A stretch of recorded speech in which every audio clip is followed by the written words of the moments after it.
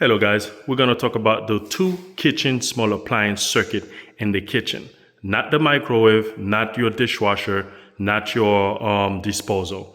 Just your two small appliance for the homeowner to be used in their little small appliance they be having, which is a toaster or air fryer or a small little oven.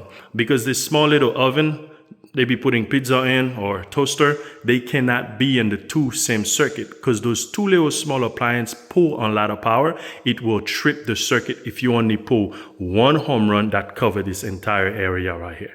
That would cause it to trip once the homeowner put a toaster and a small oven in there. Most likely would be tripping. So that's the reason why code require and recommended for you to put two home run, which is the two small appliance for the kitchen, which is they should hit the countertop. It doesn't matter which order you do it from. You could actually drop the home run over here in the dining room, make a whole circle. You must hit the countertop.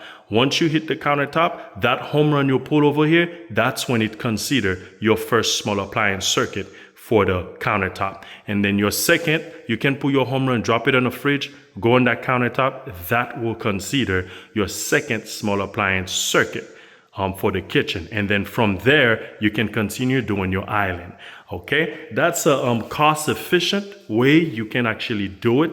And it will be code compliant. But I always recommended the fridge to be by itself. And if I'm doing a home that are kind of like custom home and there are big mansions, dining is dedicated, fridge is dedicated, and the kitchen two small appliance stay for the kitchen two small appliance.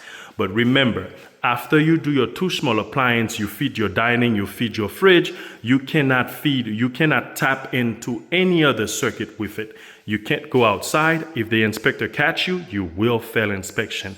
You can't come in the family with it. If the inspector see that, you will fail inspection.